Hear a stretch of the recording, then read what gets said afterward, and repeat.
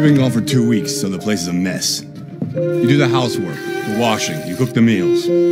That's Alice. You look after her. Homework, bath, all that crap. Got it? Right away, Todd. Hi, my name is David Cage. I'm the writer and director of Detroit Become Human. We're here in Paris, and as we just introduced this new playable scene from Detroit featuring this character called Kara, we thought it was a great opportunity to revisit the origin of this character in this short video that we created in 2012. Let's have a look. So it's been years since I haven't watched this again. I tend not to go back to my previous work. When it's done, but it's always a great pleasure to watch it again. Initially, this piece was just a tech demo. I mean, it's never been something we intended to become a game. It was a tech demo that I wrote very quickly because we wanted to see what kind of emotions would come across in our brand new real-time 3D engine that was running in real time on PlayStation 3. So I wrote very quickly the script. Was not sure what I was doing exactly, just wanted to go through many different emotions in 4 or 5 minutes. So we started by casting this young actress called Valerie Curry, and I probably met dozens of actresses in LA, but when Valerie came in the room for the first time, I thought this woman has something special. I just hope that she's also a great actress. And actually, she delivered the most impressive performance I've seen. And it's a very difficult piece because it's from going from being a robot to being a human being, basically, and having emotions and being able to cry and all these things. Very challenging script, very difficult, and Valerie did an amazing job. So all these things with the robotic arms that you see moving around was another major challenge we had. My God, it was really something difficult, because actually we wanted the actress to be aware of the presence of these robotic arms, and so know where they were and be able to look at them and maybe push them back at some point, as we will see. So basically we had like 3 people on set faking the arms and just, you know, with this very precise choreography, just making sure that they were moving the right way at the right moment so she could react and push them back and look at them at the right moment in the right timing. So all this is perfectly choreographed, and it was a real nightmare to make, and I think the people who did it still remember it today. So one of the challenges we had was to play with this character, make her look human, but at the same time look like an android. And one of the first questions that we had was, how are we going to make her believable, human, so people care for her and not just say, oh, it's a robot, I don't care, I don't share emotions, I don't feel any empathy.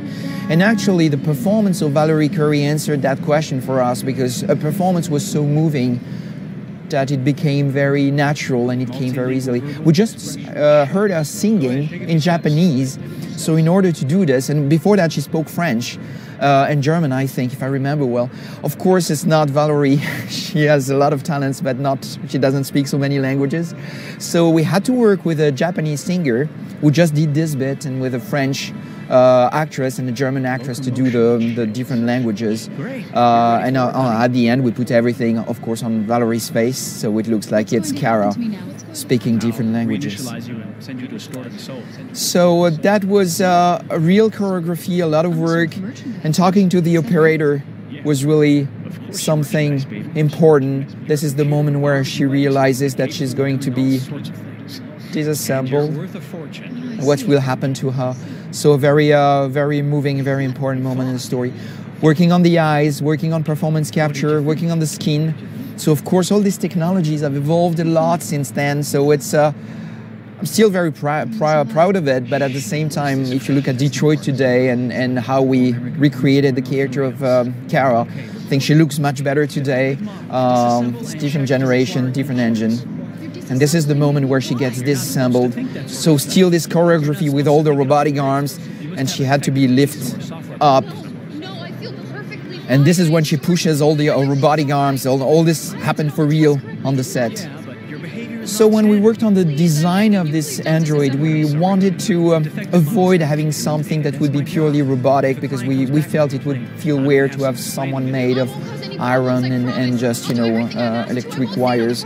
So we wanted to create a structure, an anatomy that would pretty much look like a human being. So we created this heart beating in the chest and this blue blood that would go through her veins, so we could have this, you know, this feeling of empathy. She looks human, and she also had a heart beating and blood in her veins. That was something important to us, and I think it plays an interesting role, an interesting part in the impact that the piece has. And again, that was a huge challenge to create a character and so show how she's assembled on screen, looks like a human, and then disassembled again and then reassembled.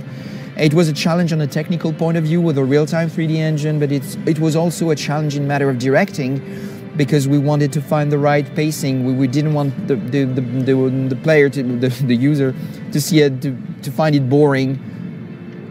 And it's all in the performance of the actress that it came to life.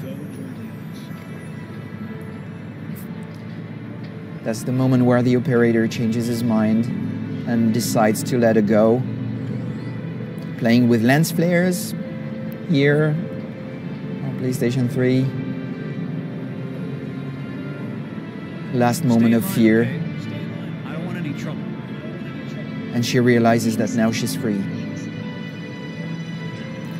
And we wonder where she goes, and actually she goes in a box, and we realize that there are many models like her, but we also understand that she's very unique and very different. And of course, when she leaves the factory like this, we really wondered what will happen to her from this point. Where does she go? Where is this factory? Where is it in the world? What will happen to her? And this is the story that we try to tell in Detroit Become Human. Well, it was great watching this again after all these years, but Kara's journey now continue, and it's in Detroit Become Human on PlayStation 4. My name is Kara. I am one of them. This is our story.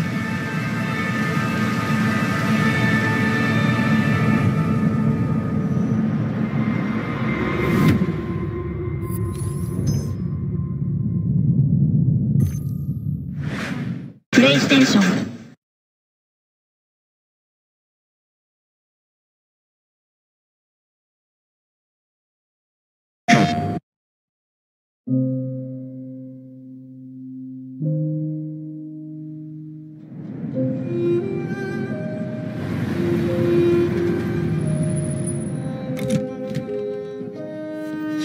You've been gone for 2 weeks, so the place is a mess.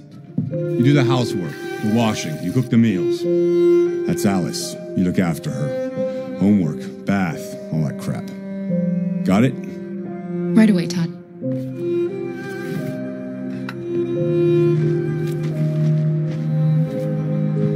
Aren't you going to school today?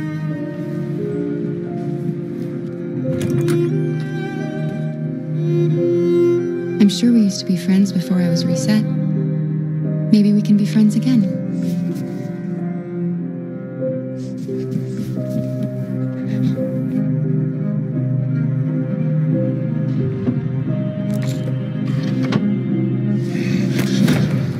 You shouldn't mess around with my stuff. It makes me nervous. I'm sorry, Todd. What are you looking at? Maybe you think this is easy. Maybe you think it's my fault your fucking mother took off. Fucking whore walked out on me for a fucking account. Come back here? You stay there. Don't you dare fucking move. Alice! Daddy's very mad. It's all over now. Daddy isn't angry anymore. You know Daddy loves you. This is all your fault!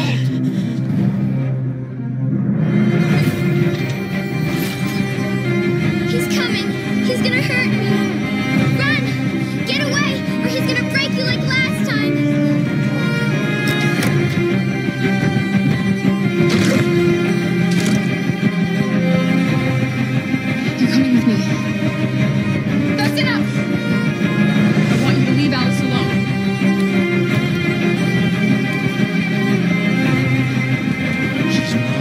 I do what I want with her!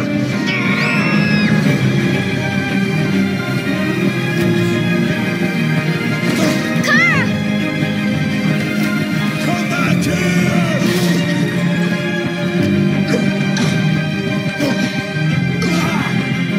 Watch out, Kara!